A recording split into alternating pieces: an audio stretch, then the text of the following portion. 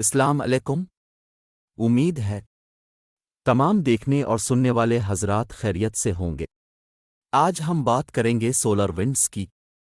Solar winds किसे कहते हैं और उनसे हमको क्या खतरा हो सकता है, और 2025 में सोलर विंड्स ज़मीन से कितनी रफ्तार से टकराएंगी और उससे हमारी ज़मीन की ओजोन लेयर को कितना नुकसान होगा, ये सब जानेंगे हम आज की इस वीडियो में। इससे पहले अगर आप हमारे चैनल पर न्यू हैं या अनसब्सक्राइब हैं तो प्लीज़ चैनल को सब्सक्राइब कर दें और वीडियो को लाइक कर दें। साथ में बेल आइकन को भी प्रेस कर दें, इससे आपको हमारे चैनल पर हर नई आने वाली वीडियो का नोटिफिकेशन मिलता रहेगा। Back to the topic. Solar winds किसे कहते हैं? सोलर विंड्स सूरज से निकलने वाली तेज शाखों को कहते हैं। जब सूरज के अंदर केमिकल रिएक्शन चल रहा होता है तब सूरज तेज स्पीड से सोलर विंड्स को बाहर की तरफ फेंकता है। सूरज का कोर बहुत गर्म होता है जहां न्यूक्लियर फ्यूजन होता है और इस अमल में हाइड्रोजन के एटम हीलियम में तब्दील हो जाते हैं, जिससे ज़्यादा एनर्जी और हीट पैदा होती। इस हीट और एनर्जी का एक हिस्सा सूरज के कोरोना में चला जाता है, जिसके पार्टिकल्स बहुत तेज़ी से बाहर निकलकर सोलर विंड्स की सूरत में ज़मीन की तरफ बढ़ते हैं। ये पार्टिकल्स ज़्यादातर प्रोटॉन और इलेक्ट्रॉन होते हैं और ये सूरज से मुसलसल निकलते रहते हैं। सोलर विंड्स स्पीड और डेंसिटी में मुख्तलिफ होती हैं और ये सोलर फ्लेयर पर डिपेंड होती हैं, जैसे कि सोलर फ्लेयर सनस्पॉट्स, मरक्यूरी और वीनस जो सूरज के सबसे करीबी प्लैनेट्स हैं। इनकी मैग्नेटिक फील्ड काफ़ी कमज़ोर है, जिसकी वजह से इन प्लैनेट्स का एटमॉस्फेयर भी काफ़ी कमज़ोर है और यहाँ सोलर विंड्स की बरसात होती है, जिसकी वजह से उन प्लैनेट्स पर काफ़ी गर्मी होती है, जिसकी वजह से यहाँ लाइफ एग्जिस्ट नहीं कर सकती। अब भारी आती है हमारी ज़मीन की, जहाँ हम इंसान रहते हैं। हमारी ज़मीन का हाल भी मरक्यूरी और वीनस जैसा था। आज से तकरीबन कई हज़ार साल पहले ज़मीन इंसानों के रहने के काबिल नहीं थी। तब ज़मीन का एटमॉस्फेयर सही से नहीं बना था। इसमें काफ़ी ज़्यादा गैसेस मौजूद थीं। लेकिन जब ज़मीन के अंदर के गर्म कोर से निकलने वाली गैसेस और वॉल्केनिक एक्टिविटी के ज़रिए और एलिमेंट्स जैसे नाइट्रोजन, कार्बन डाइऑक्साइड और वाटर वेपर एटमॉस्फेयर में रिलीज़ होने लगे, तब एटमॉस्फेयर का कॉम्पोजिशन और प्रॉपर्टीज़ ग्रेजुअली चेंज होने लगी। इस दौरान ज़मीन में वॉल्केनिक एक्टिविटी काफ़ी बढ़ गई थी। कई वॉल्कीनोज़ ज़मीन पर लावे की बरसात करते रहे। फिर आहिस्ता आहिस्ता वॉल्कीनोज़ का गुस्सा ठंडा होता गया और फिर फोटोसिंथेसिस के अमल से वाटर रिप्रोडक्शन का सिलसिला शुरू हो गया, जिससे ज़मीन के अंदर की गैसेस ज़मीन के एटमॉस्फेयर में जाने लगी।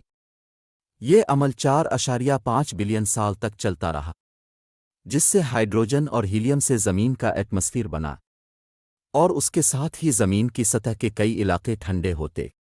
साथ में ज़मीन की मैग्नेटिक फील्ड भी काफ़ी मजबूत हो गई। फिर ज़मीन पर बारिशें होने लगी और ज़मीन का एटमॉस्फेयर भी मजबूत हो गया, जिससे सूरज से आने वाली सोलर विंड्स ज़मीन के एटमॉस्फेयर से टकराकर बाहर स्पेस में चली जाती। सी अमल से आज हम इंसान ज़मीन पर एग्जिस्ट कर रहे हैं और बेशक अल्लाह हर चीज़ पर कादिर है, जिसने ज़मीन को ऐसे सिलसिलों से गुजार कर उसको इंसानों के रहने के काबिल बनाया। हाल ही में नासा ने यह पता लगाया कि सूरज के अंदर एक काले रंग का हॉल हो रहा और कई साइंसदानों का मानना है ये सूरज के अंदर हर 100 सालों में होता है। मगर नासा ने यह भी पता लगाया कि सूरज के अंदर से बहुत स्ट्रॉन्ग सोलर विंड्स रिलीज हुई हैं, जो सीधा हमारी ज़मीन की तरफ बढ़ रही हैं और 2025 जून के महीने में हमारी ज़मीन से टकराएंगी। लेकिन इस बार ही क्यों नासा इस बार के सोलर विंड्स अटैक से घबराया हुआ है? इससे पहले भी तो कई सोलर विंड्स अटैक हो चुके हैं। जैसे 1859 में एक सोलर स्टर्म ज़मीन से टकराया था, जिससे टेलीग्राफ लाइन खराब हो गई थी। मगर नासा ने बताया कि इस बार आने वाला सोलर स्टर्म बेहद खतरनाक है। इससे ज़मीन को भारी नुकसान पहुंचेगा, हमारी ज़मीन के एटमॉस्फेयर को भी नुकसान होगा और आज की जदीद तरीन टेक्नोलॉजी 100 साल पीछे चली जाएगी और इंसानी ज़िंदगी को भी नुकसान हो सकता है। ये सोलर स्टर्म हमारी ज़मीन के कई इलाकों को तबाह करने की ताकत रखता है और उससे ज़मीन के मौसम में भी तब्दीली होगी, या फिर ये कह लें कि ज़मीन का अंत। मगर ऐसा कहना मुमकिन नहीं है, क्योंकि ज़मीन के कई इलाके ठंडे और कई इलाके गर्म हैं, और कई इलाके सहरा की शक्ल में मौजूद हैं। ये कहना भी मुमकिन नहीं कि इंसानी ज़िंदगी को इससे नुकसान होगा। हाँ, ये कह सकते हैं कि इंसान की बनाई हुई टेक्नोलॉजी 100 साल पीछे जा सकती है, मगर इसमें हम इंसान खुद से वाज़े नहीं कह सकते, क्योंकि जिसने हमको पैदा किया है और इतनी प्यारी दुनिया में रखा है, वो हमें और हमारी दुनिया को भी इससे महफूज रखेगा। दुआ करें और इबादत करें इस रब की, जिसने हम पर इतना करम किया है। पाक है इसकी ज़ात जिसने बाकी 8 प्लैनेट्स से अलग एक प्यारा प्लैनेट दिया रहने और उसकी इबादत करने के लिए, जिस पाक नाम को हम अपने दिलों के अंदर से कभी भी मिटा नहीं सकते, बेशक वो अल्लाह ही है।